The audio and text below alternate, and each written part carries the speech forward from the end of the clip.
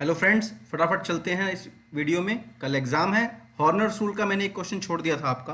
कल जब मैंने फोर्थ ए पार्ट सॉल्व किया था तो मैंने फोर्थ बी पार्ट सॉल्व करना छोड़ दिया था, तो इसको मैं अभी सॉल्व करने जा रहा हूँ। 7 मार्क्स का क्वेश्चन है, समय कम है, फटाफट देखते हैं, फिनिश करते हैं। वीडियो में थोड़ी गलतियाँ होंगी, थोड़ी बहुत गलती होंगी तो प्लीज़ समझ लेना। मैं कोशिश कर रहा हूँ कि आपका कल का पेपर निकल जाए, तो थोड़ी बहुत गलती हो तो प्लीज़ उसको समझ लेना। कमेंट्स में मुझे तंग मत करना।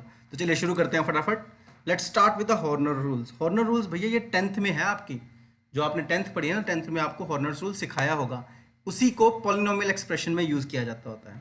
पॉलिनोमियल एक्सप्रेशन क्या होता है? पॉलिनोमियल एक्सप्रेशन होता है जैसे आप लिखते हो ऐसे 2x² + 3x + 5। तो ये एक तरीके का पॉलिनोमियल एक्सप्रेशन होता है। इनको सॉल्व करने के लिए हॉर्नर्स रूल को इम्प्लीमेंट किया जा सकता है। तो शुरू करते हैं। सबसे पहले हॉर्नर रूल्स का एक क्वेश्चन है, तो उसने आपसे पूछा था डेफिनेशन। तो एक छोटी सी डेफिनेशन है भैया, मैंने अपने हिसाब से जो मुझे नेट से समझ लगी, जो मुझे समझ लगी, जो मुझे पता है, मैंने वो फटाफट लिख दी है।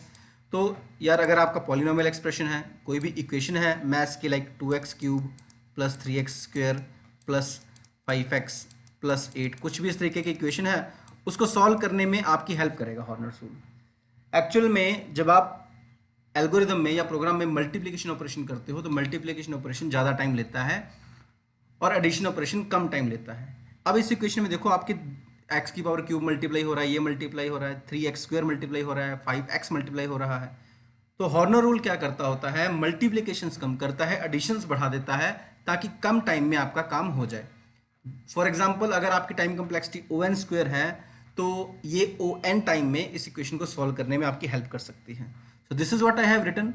और यार आपकी ये बुक में जो आपको स्टडी मटेरियल मिलता है, उसमें ब्लॉक 1 में यूनिट 3 चैप्टर 3 मतलब, और उसके 88 नंबर पेज पे आपको डेफिनेशन और उसके एल्गोरिदम मिल जाएंगे। मैंने वहीं से थोड़ा बहुत लिखा है, आप फटाफट देखो और आगे चलते हैं। ठीक है ना? तो ये डेफिनेशन है भैया, आप ये लिख लोगे। इस डेफिनेशन के बाद इस एल्गोरिदम को एक्सप्लेन करने के लिए उसने सूडो कोड भी लिखा है बुक में आपकी, और एल्गोरिदम भी लिखा है।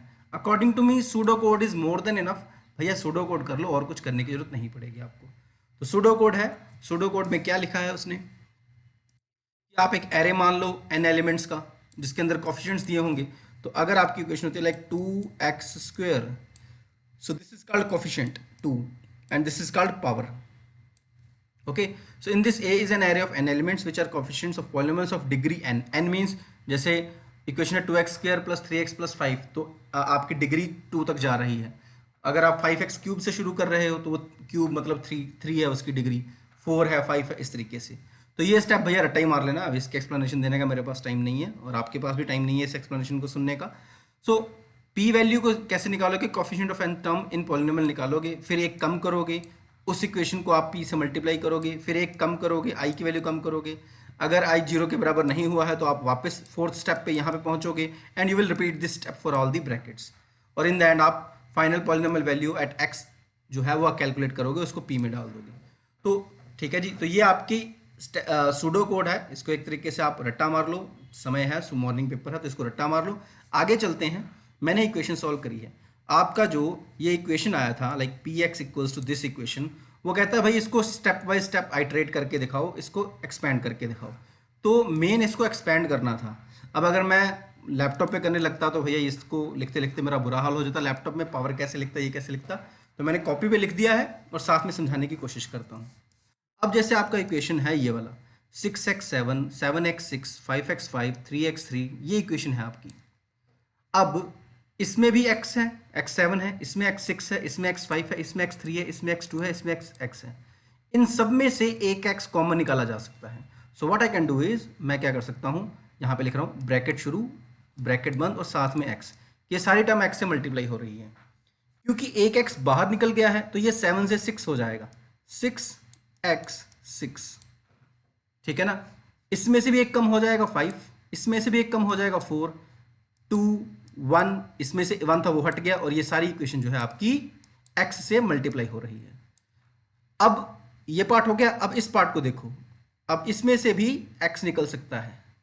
तो एक और ब्रैकेट निकाली, ये 6 से 5 4 3 2, यहाँ पे 2 आना चाहिए था, ये मिस्टेक हो गई है, सॉरी।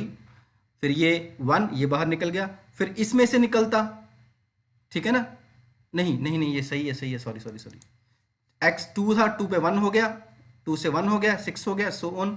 फिर इसमें से एक निकाला तो 4 3 2 1 ब्रैकेट, ये ब्रैकेट देखो बढ़ती जा रही है। फिर एक निकाला, फिर एक निकाला, फिर एक निकाला। इन the and this is the final expression without any power. इसमें अब कोफिशिएंट बचा ही, ये बचा ही नहीं है। 6x² जैसे लिखते हो ना आप, तो ये स्क्वायर वाला मैंने बिल्कुल हटा दिया है, सिर्फ ब्रैकेट्स को यूज कर दिया है। So this is what step by step you have to write, कि एक ब्रैकेट हटा रहे हैं, यहाँ पे हमने x की पावर 7 को सॉल्व किया है, यहाँ पे x की पावर 6 को सॉल्व किया है, यहाँ पे x की पावर 5 को, x की पावर 4 को, x की पावर 3 को, x की पावर 2 को, x की पावर 1 को, in the end we get this. Okay, अब इस इक्वेशन को सॉल्व करने के लिए मैं एक x अज्यूम कर रहा हूँ। अगली बार x का वैल्यू 2 अज्यूम किया है मैंने, as you can see x का वैल्यू मैंने 2 अज्यूम किया है। x का वैल्यू 2 अज्यूम किया है, तो मैंने क्या किया है, जो मैंने इस यहाँ पे इक्वेशन बनाई थी उसमें 2 वैल्यू पुट कर दी। तो यही ब्रैकेट वाला रूल लिखा है, जहाँ जहाँ पे x था वहाँ पे 2 पुट कर दिया है, ठीक है ना। तो पहले अंदर वाला ब्रैकेट सॉल्व हो जाएगा, 6 × 2 12, बाकी इक्वेशन में कोई चेंज नहीं। फिर ये 12 + 7 19, बाकी इक्वेशन में कोई चेंज नहीं। फिर 19 × 2 38, बाकी इक्वेशन में कोई चेंज नहीं।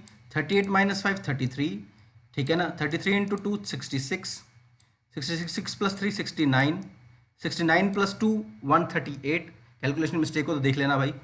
138 + 6 144, 40 एंड सो ऑन करके in the end I get this evaluation. So you can say this is an example, this is a step by step explanation, these are the steps that are to be followed and this is the definition. Horner's method 7 marks का जो question आया था, I think ये 4 steps आप लिख देते, ये 4 शीटें आप भर दो तो आपका पेपर निकल जाएगा। Okay, thank you. बार बार कहना ना पड़े, प्लीज़ सब्सक्राइब कर दो मेरे चैनल को, इस वीडियो को शेयर करो। Thank you, best of luck for the exam.